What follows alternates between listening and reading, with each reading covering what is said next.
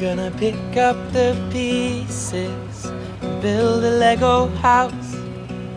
If things go wrong, we can knock it down. I think at the moment, in the charts and on the radio, there's two kinds of music out there. There's good music and there's bad music.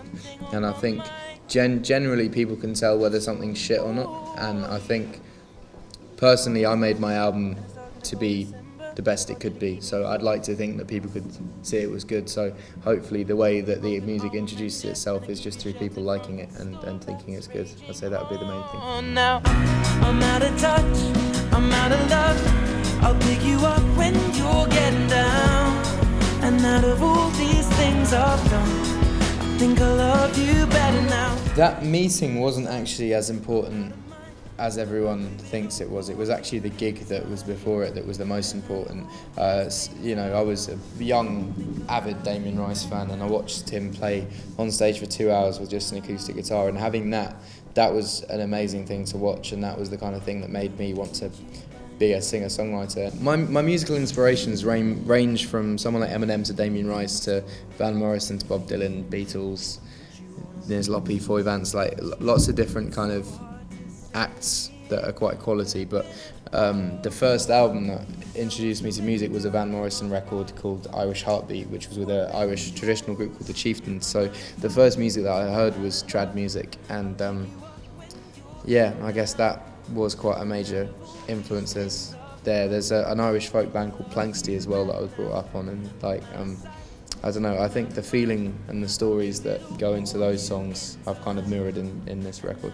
Originally, I just wanted an album title that kind of made people say that, like, why did you call it that? Like, you know, no one's called an album Plus before, but that's the kind of point, you know, it makes it stand out, and, you know, the reasons behind it is it's, you know, it's positive to have an album like that, and, you know, it's an add-on and blah, blah, blah, but I just kind of wanted to name it something that no one would call it. If you're broken, I will mend you, and I keep you sheltered from the storm that's raging on. Now I'm out of touch, I'm out of love. I'll pick you up when you're getting down.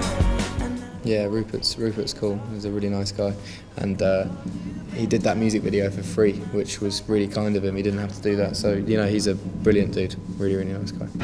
I'm out of touch, I'm out of love. I'll pick you up when you're getting down. And out of all these things I've done, I've been a massive fan of Harry Potter from really early. I mean, I like the recent films. I didn't really like the first few films. I'm not sure that many people did, but the recent films, you know, when they started to get a bit darker, they were good. But, you know, I've been into the books for ages. It's Sheeran! I didn't expect to be nominated for the Brits at all, so to win 2 was an even bigger surprise. In my head, I'd kind of already accepted that I wasn't going to win any, and I was just going to go and enjoy it, and obviously I was playing as well, so that would have been fun, but winning 2 was, you know, quite a cool moment, Thank you. Lights gone, days end. The album compared to the EPs, nothing changed musically. The songs were just better. I held back songs that I thought were album songs rather than EP songs and put them on the record. So, I mean, it's all, if you were listen to from the beginning, the first EP that I did when I was 14 up until my album that I did when I was 20, it's kind of, you can hear the progression, and then it kind of finishes off with this product, but then the next record is going to be the next kind of step, and it's all going to like progress from there. But I mean, the reason I gave out so much music before then, I think, like, nowadays record companies are really precious with their acts and their music, and they'll sign something and A&R it for 4 years and not let anyone hear it. And my view is, like, songs can always be written again, and you can always write better songs. Like, even though many people regard A-Team as my best song, I'll probably write a song better than that in 10 years time, you know. Like, there's a famous Stevie Wonder quote where they say, "What's your best song? Is it Superstition?" And he goes, "I haven't written it yet," which is quite a good kind of quote to have, because instead of me being precious of all my songs and saying, "No, I just want to wait to release one album," I was just like, "Look, I'm always going to write better songs than this, so I'm just going to release that there and release that there." And what that did is kind of make a fan base that, you know, had music to listen to rather than we're just expecting music.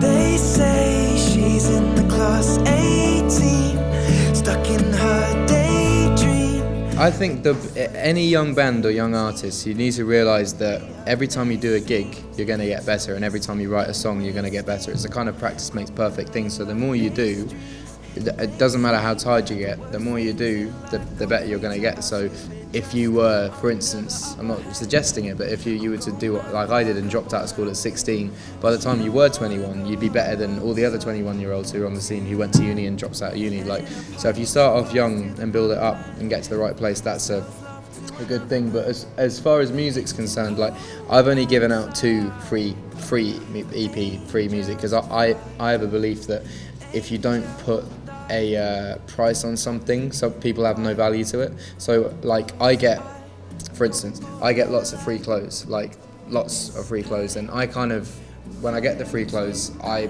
wear them once, and if my brother wants them or my friends want them, I'll usually give them to them. Like, it's kind of like a share and share alike thing. But if I buy one piece of clothing that costs me X amount of money, I'll wear that and I'll cherish it, and I'll wear, like, and my view on that is, like, with music, people are giving out free mixtapes and free albums all the time, and it's hyped for about a week and everyone's excited and everyone listens to it and then they forget about it. Whereas I buy an album on iTunes for $9.99, and that's $9.99 of my hard-earned money, and I'm going to make sure that I get my money's worth out of that album and listen to it every single day, and, you know, work out different things that are with it. So I find if you put a price on music, it makes the listener care about it more. So every single EP that I released, apart from the Slumdon Bridge EP that I gave out for free, and the One Take EP that was free as well, they were just kind of for, you know, just to say thanks to the fan base. But every single EP, such as Loose Change and collaborations and Songs I Write with Amy and stuff, they all had prices on them, because I wanted people to actually cherish them and love the music rather than expect to be given it.